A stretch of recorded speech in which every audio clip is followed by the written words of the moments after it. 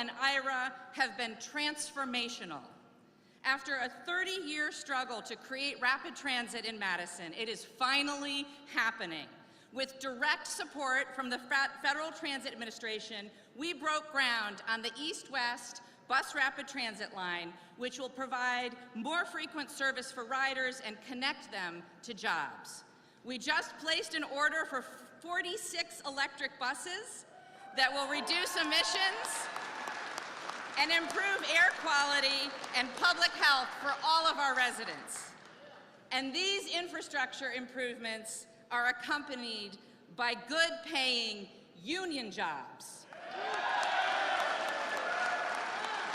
From the LIUNA workers who will help build the BRT to the Teamsters who will operate it, it's all happening due to the President's leadership and partnership. Thank you so much, Mr. President. And we are investing in human capital too. ARPA funds allowed us to support the city's future Black Business Hub to help address disparities in business ownership by providing a space to incubate, accelerate, and network. And they allowed us to connect 900 young people to employment opportunities over the past 2 summers. Mr. President, I welcome your calls for Congress to build on this progress by passing legislation that will help grow the economy, as the President says, from the bottom up and the middle out, ensuring that no one gets left behind. Washington, that's right. Washington must take action to help cities by addressing homelessness, expanding services for mental health, and protecting our civil rights, our reproductive rights, and especially our voting rights.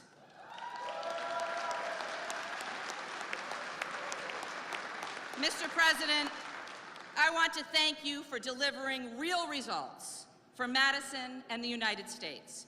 I appreciate your partnership and look forward to continued work together, protecting democracy and building a better America.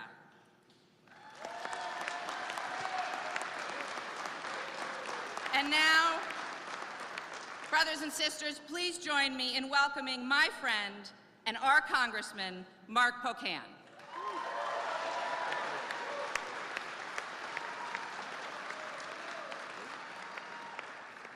Isn't it great to be the first place President Biden wanted to go after the State of the Union in Dane County, Wisconsin?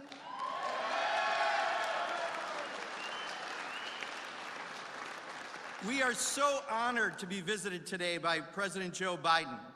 The last 2 years have been crazy busy, with the Democrats narrowly in charge of the House and Senate, and Joe Biden in the White House. We got a ton done. First, we passed the American Rescue Plan that helped us reopen the U.S. economy from COVID. Then, after 4 presidents of both parties talking about investing in the nation's much-needed infrastructure, it was Joe Biden that actually got it done.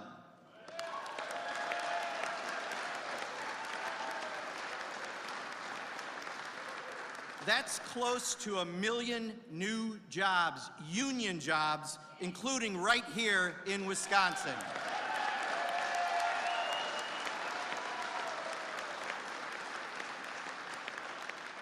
We passed the CHIPS Act so we can start making crucial items like computer chips right here in America instead of overseas.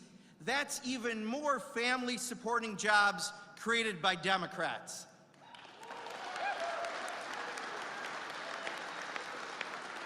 And for my LIUNA brothers and sisters in the room, President O'Sullivan told me a hell of a lot of those jobs are going to be LIUNA jobs.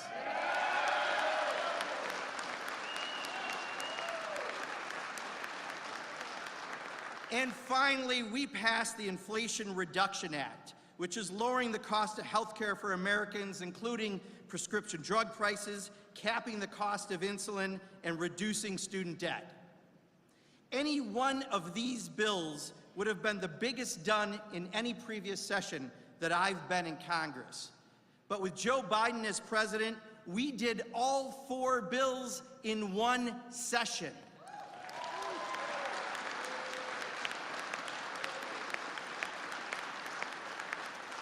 And the proof is in the job numbers of last Friday. 517,000 new jobs created in the last month alone.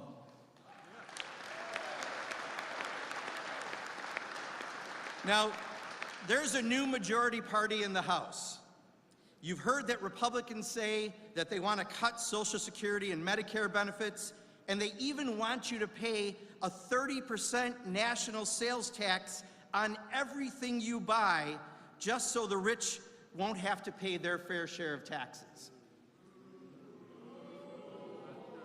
Don't worry, that's not just a no from Democrats, that's a hell no.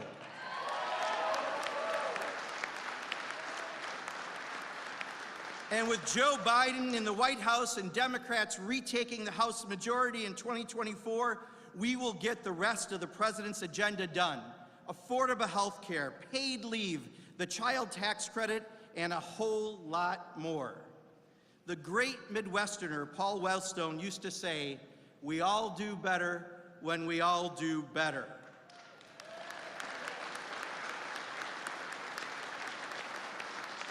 Joe Biden and the Democrats are doing just that, getting it done for the average Wisconsinite and American. Thank you, President Biden. We are better off as a nation thanks to you. Welcome to Wisconsin.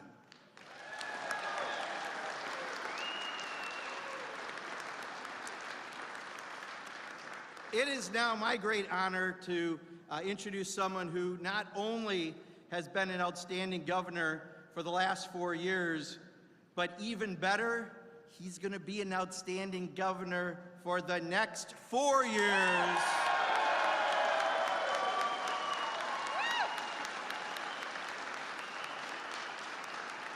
Let's show the president how much we love him, Governor Tony Evers.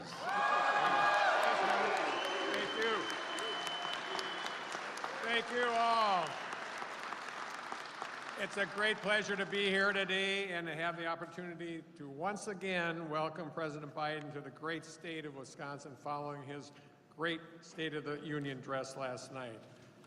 I'd like to thank the Wisconsin Labor District Council. Thank you, folks. Orange tie. Thank you for hosting us today, and thank you to Congressman Pocan, Madison, Mayor Rhodes Conway, and all the outstanding apprentices, employers, union members, apprenticeship supporters, and other labor partners being here today.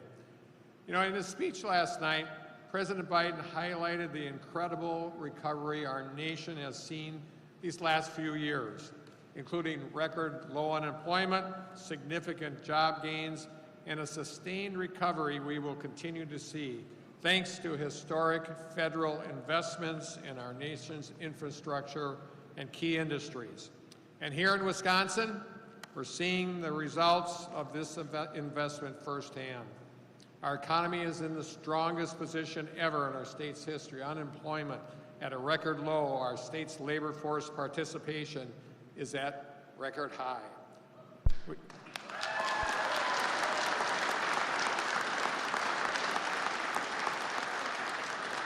We've already delivered the largest tax cut in state history and kept more money in Wisconsinites' pockets, and we're going to continue to cut taxes to the middle class, not the wealthiest among us. And central to our successful economic recovery has been the support of our union workers and folks in the trades. Thanks to you, we've improved over 5,800 miles of roads and nearly 1,600 bridges across our state. Thanks to you, we're bringing new or improved high-speed internet access to more than 387,000 homes and businesses in the state of Wisconsin. We've replaced thousands of miles of lead service lines and made great strides in investing in the reliability and sustainability of our state's infrastructure. And thanks to investments like the President's once-in-a-generation bipartisan infrastructure law, we have even more funding coming our way to continue this essential work.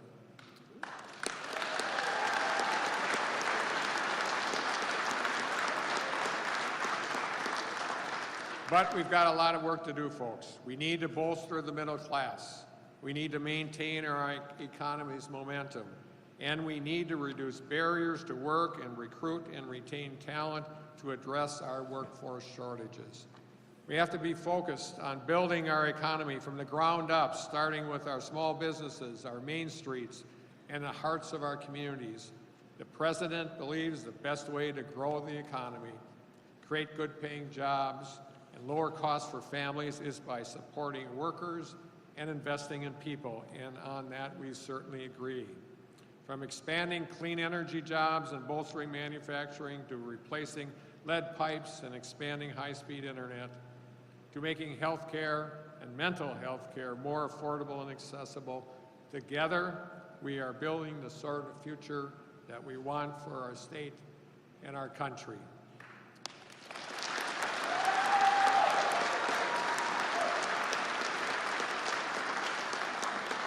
And I know President Biden is a partner in this work and that he's going to finish the job he set out to do. So with that, let's get to work, folks. Thank you.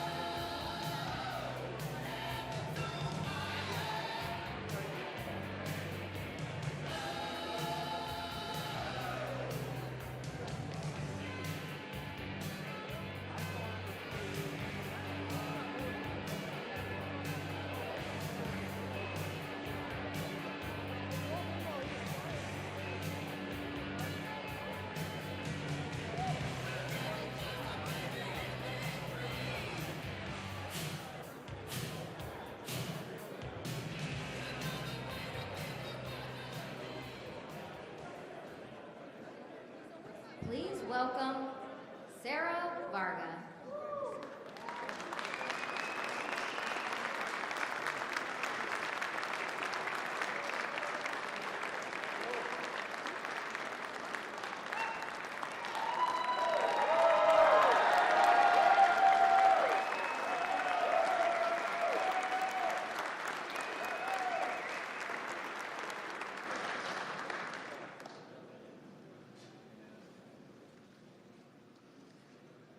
All right.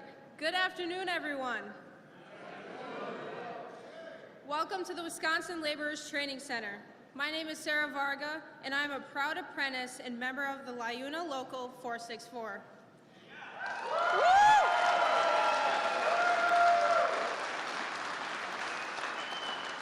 Growing up in Janesville, I was always outdoors, either helping my dad work around the house or at a local rink playing ice hockey. After a couple of semesters of college playing ice hockey and track and field, I decided that college wasn't offering what I wanted to do with my life. I talked with my dad, who's a union plumber. I asked him if he likes what he does, and he said he loved it. I found a contractor who then connected me with the Wisconsin Laborers Apprenticeship Program. Sorry. I have found my home at Edgerton Contractors and within my union family at Local 464 here in Madison, Wisconsin.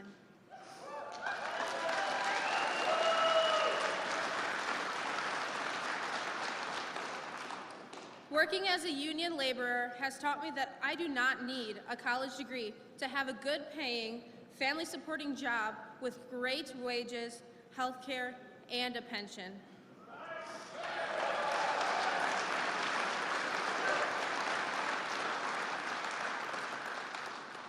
The work that I do on Wisconsin's infrastructure has helped myself and my fellow union brothers and sisters in our union way of life. And there has been no greater friend than President Biden when it comes to creating more union jobs, building our roads and bridges, replacing lead pipes, and building renewable energy and high-tech manufacturing facilities. Thank you.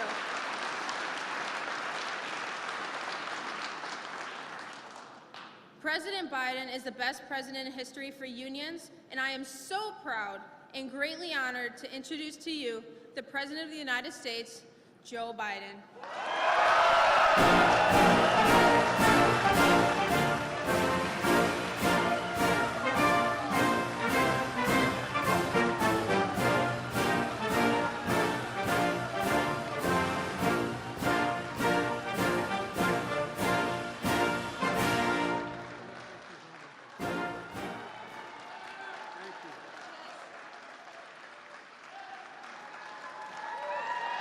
Hello, hello, hello.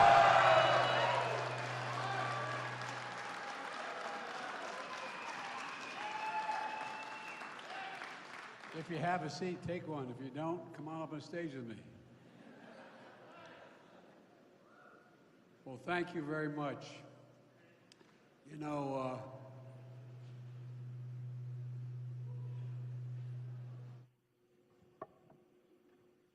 got it over here. Hey, folks, how are you? Don't jump. Don't jump. Well, hello, Madison. Hello, laborers, and a hello, hello, hello, Terry O'Sullivan, one of my best buddies in labor in my entire career.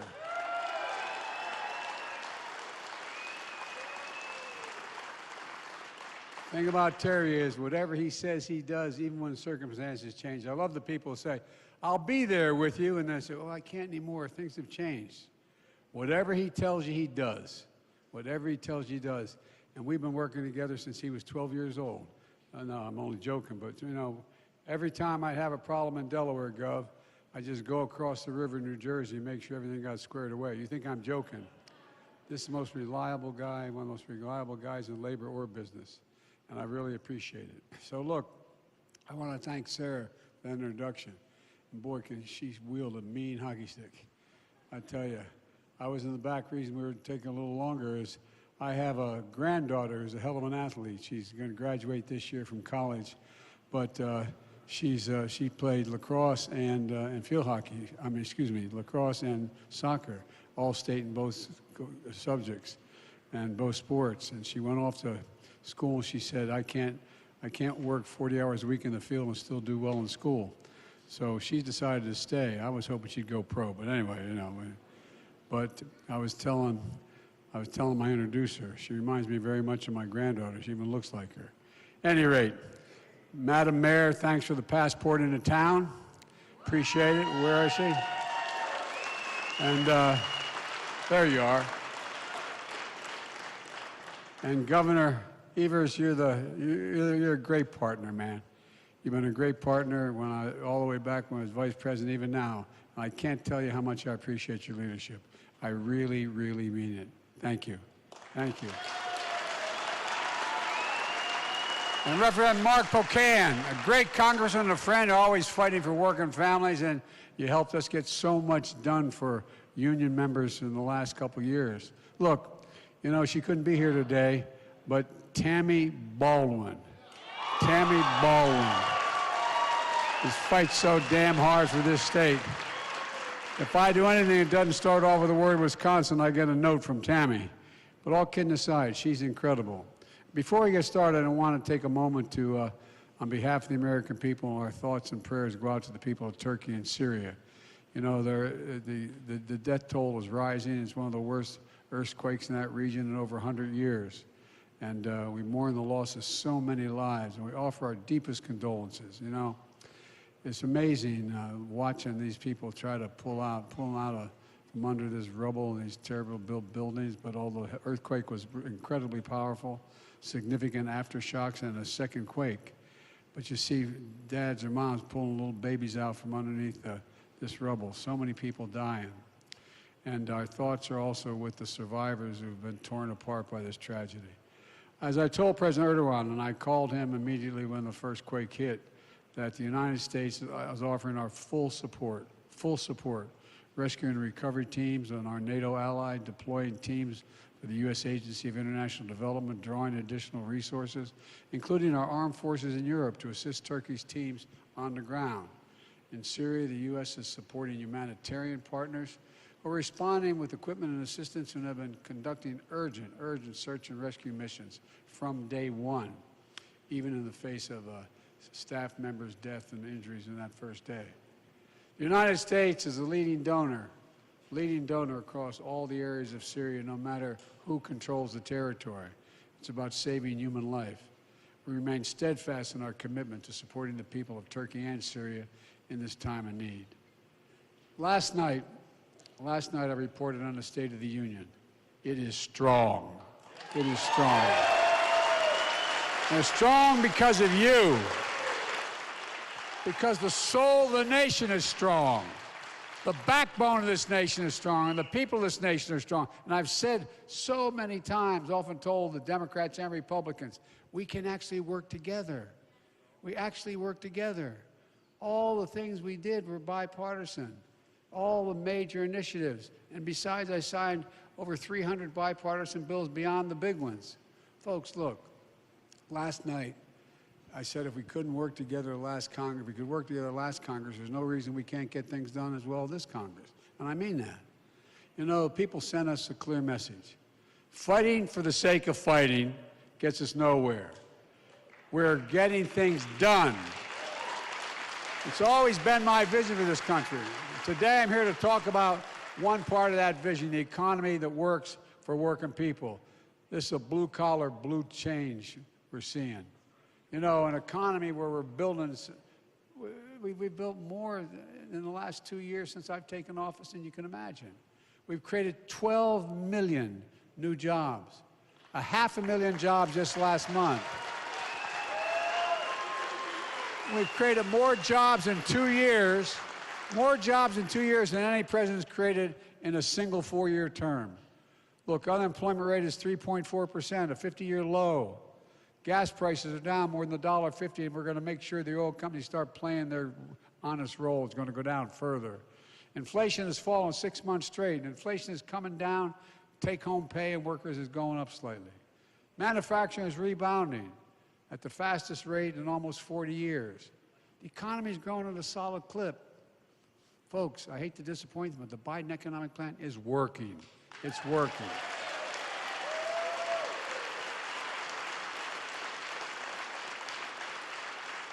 But that's not news to any of you. Laborers here in Wisconsin, union workers across the country are seeing it firsthand. Because for the first time in a long time, we're building an economy from the bottom up and the middle out. The bottom up and the middle out. With products made in America, with union labor. Not labor, union labor. I mean it. My American plan, my economic plan is for the middle and working class Americans to get up every morning, go to work, and bust their necks just trying to get an honest living. You know, my dad used to have an expression. He wasn't a college guy. He regretted he never got to go to college. But my dad worked like hell. My dad used to say, I mean this sincerely, and all the kids in the family know it. He'd say, Joey, a job's about a lot more than a paycheck. It's about your dignity. It's about respect. It's being able to look your kid in the eye and say, honey, it's going to be okay, and mean it, and mean it. Look, I've said many times, Wall Street did not build this country. The middle class built the country, and unions built the middle class. That's a fact.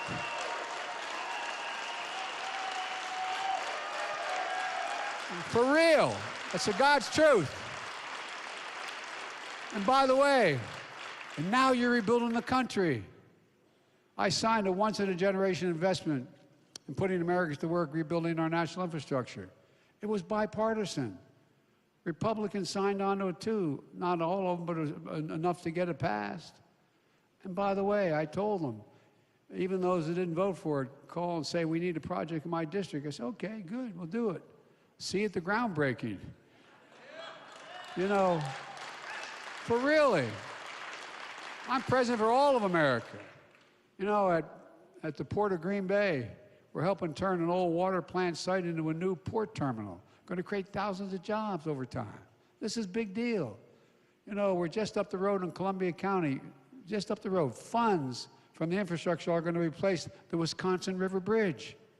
Here in Madison, American tell you we're using the funding to buy 46 electric buses, replacing dirty diesel buses that are bad health for the environment.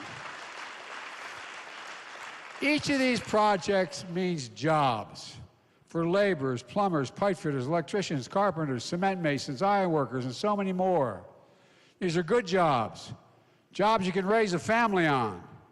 And most don't require a college degree, jobs where people don't have to leave home in search of an opportunity. But they do require at least 4 years of trained apprenticeships, which is one of the reasons the United States has the best trained workers in the world like you. And by the way,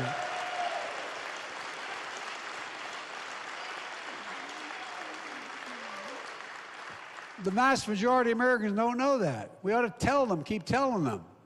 Every time they say, why are you so pro-labor? Because you're the best workers in the world. And they say, how's that? Nobody decides, I want to be a laborer, I want to be a plumber, I want to be an electrician. It takes you 4 years, busting your neck, basically going back to school to be able to become certified. That's why you're the best. You're the best educated in what you do. I really mean it. I spoke with members of the Business Roundtable, the big business guys. They asked, why am I so pro-labor? Because you save them money. What you do lasts. What you do lasts. And through the American Rescue Plan, we're funding workforce development programs, including $128 million here in Wisconsin, so American workers are prepared to compete in the economy we're building. This is a blue-collar blueprint to rebuild America. And we're also doing something that for years people just talked about. We're going to buy American for everything we build. Last night, I announced we're proposing new standards to require all construction materials, used on federal infrastructure projects be made in America. American lumber, American glass, American drywall, American fiber optics, American roads, bridges, highways made with American products. My first 2 years in office, we've created 800,000 manufacturing jobs. Where? I mean it sincerely, jobs you can live on. Where is it written America can't lead the world in manufacturing again? I didn't see it written anywhere. Our economic agenda has ignited a new manufacturing boom.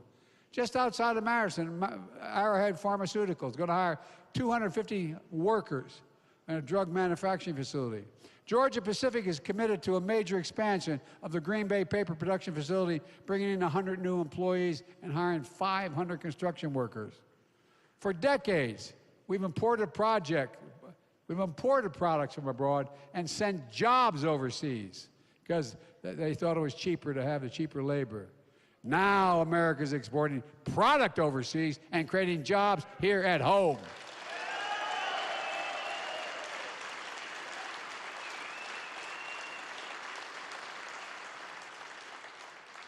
Look, I didn't come from a poor family, but I came from a typical middle-class family. Split-level home, 4 kids, a grandpa living with us. Wasn't so private for my mom and dad, but we thought it was good. But all kidding aside, typical middle-class family. For decades, the backbone of America, the middle class, has been hollowed out. It's been hollowed out. Good-paying manufacturing jobs moved overseas, production, because it was cheaper there. When jobs move overseas, factories at home close down. You saw it in Janesville, where Sarah, a woman you just heard from, is from. When the last assembly line was shut down in a GM plant 2 days before Christmas 2008, thousands of people lost their jobs at the plant and the surrounding businesses that the plant kept alive. Look, think about how many moms and dads had to have that conversation with their kids. Honey, I just lost my job. We got to move, honey. I'm not sure where. We can't live here anymore. No job. Once thriving cities and towns became shadows of what they used to be. And when those towns were hollowed out, something else was lost. Pride, self-esteem, a sense of self-worth. But now we're going to turn that around. We're building an economy where no one's going to be left behind. My economic plan is about investing in places, people that have been forgotten. As part of that plan, I talked last night about things we're going to do for families. Just a little more breathing room. Just give them, my dad said, just a little more breathing room. At the end of the month, when everything's paid, you have just a little more breathing room. We're going to lower the cost of everyday products for you all. And we're taking on what we call junk fees. Those hidden surcharges businesses use to make you pay more. We're making airlines show just how the full price of the ticket costs up front, not after the fact. And refund your money if your flight is canceled. Reduce the exorbitant bank overdraft fees, saving an American taxpayer $1 billion a year. Just these fees that were exorbitant for an overdraft. We're proposing to cut credit card fees by 75%. Now they average, if you're late in the payment by a day, it's $30. Guess what? It's going to be $8 now. I heard a commentator on the way flying out here in Air Force One, television was on, talking about little things like junk fees. He says, why isn't Biden talking about important things, important issues? Why the next thing he's going to be talking about taking in your garbage? Well, let me tell you something.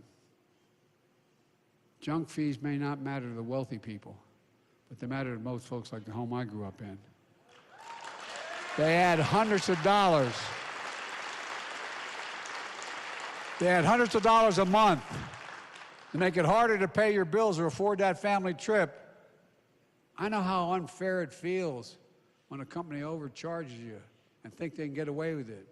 It plays for suckers, and it makes you angry. At least it does me. Frankly, it offends me to think about it. So I'm calling on Congress to pass a junk-free prevention act so we can do more than crack down on these junk fees. For too long, workers have been getting stiffed. You know, 30 million workers, the vast majority of them on an hourly wage, had to sign non-compete agreements when they took their job. 30 million. These aren't trade secrets they're hiding. They are hourly wages. That's when a construction worker on a job site can't cross the street and take a job with another outfit to make a couple more bucks. We're banning these agreements for companies that will compete, won't compete, so they pay people the fair share. Why in God's name you tell a worker, an hourly worker, that they have to sign an agreement that they will not take a similar job anywhere in the area? Look, one of my objectives is to restore the dignity of work, to restore it. You know, we've made a lot of progress over the past 2 years. Many of you have seen we've had a spirited debate last night with my Republican friend. My Republican friends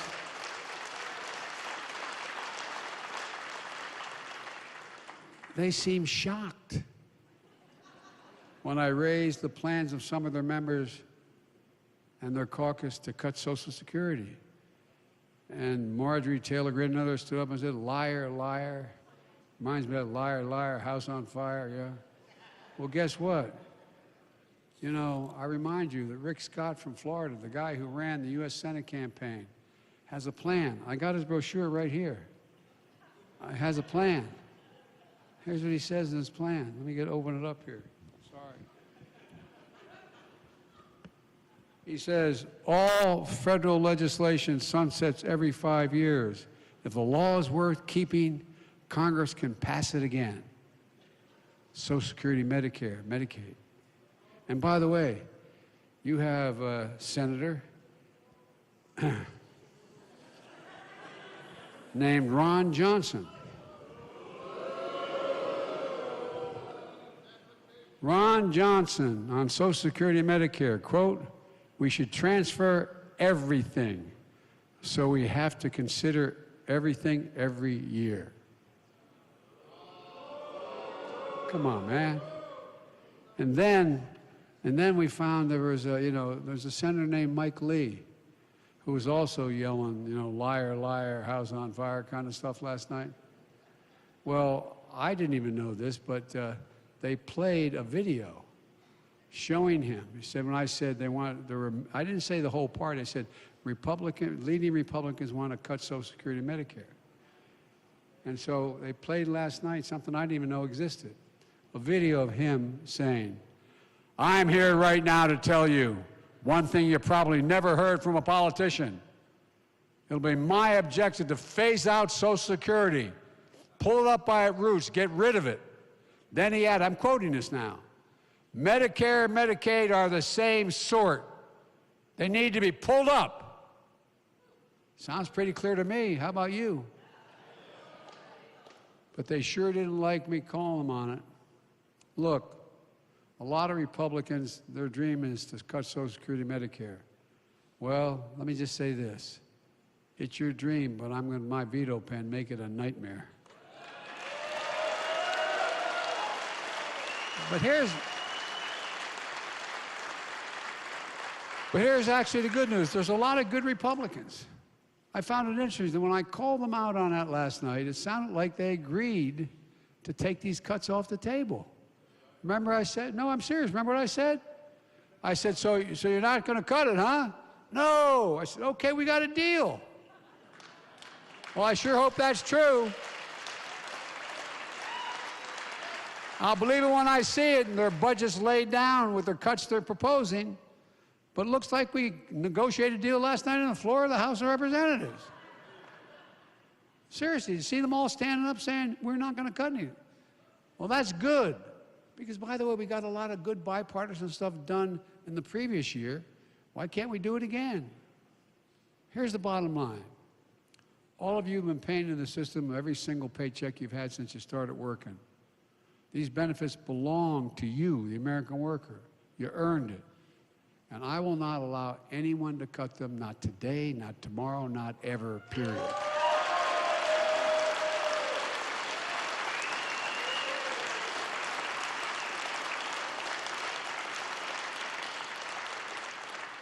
You know, some Republicans in Congress are even threatening to have America default on its debt if I don't agree to the cuts they want. Democrats have never, ever done that, by the way. Now, let's talk about what our national debt is. Everybody thinks it's like what we spend this year versus last. The national debt is the total debt and interest accumulated over 220 years. Hear me? Over 200 years. Every single year that we went and spent more than we took in, it added up. So the federal debt you're hearing about is not the yearly debt. It's 220 or so years of accumulated debt. Democrats, Republicans, everybody. But here's the deal. Our credit has been good. We've never missed a payment as a nation on the debt we have. Why in God's name would America give up the progress we made for the chaos they're suggesting? This nation has gone through too much. We've come too far to let that happen. I won't, not on my watch. And while there's more work to do, it's clear our plan is working because of the grit and resolve of the American worker. And I'm not trying to just be nice to you. I've been saying this my whole career. We're going to keep lowering costs for families. We're going to keep putting shovels in the ground to rebuild our infrastructure, our supply chains, and manufacture more here at home. You know, in the communities across the country that were too easily written off for dead, we're going to see not only jobs and economic opportunity return, but a sense of pride. I'm from Scranton, Pennsylvania. I was raised in a little steel town called Claymont, Delaware. There's no more steel being made. Scranton, because of coal, everyone's from Scranton. And just like you're going to see here in Wisconsin, we're going to make sure that what we do is we rebuild these communities. Let me close with this. I've long said it's never been a good bet to bet against America, not a joke. That's what I've told I've been doing foreign policy for a long time. I know every major world leader for the last 35 years. Know them face to face. I did it for the previous president, my president, Barack Obama, and I'm doing it now. I can say honestly, as I stand here today, I have never, ever been more optimistic about America's future than I am today. We just have to remember who in God's name we are. We're the United States of America. We're the best positioned nation in the world to lead the world in the 21st century. There's nothing beyond our capacity if we work together. And it's my hope we're going to find enough Republicans who want to do that. God bless you all, and may God protect our troops. Thank you. Thank you.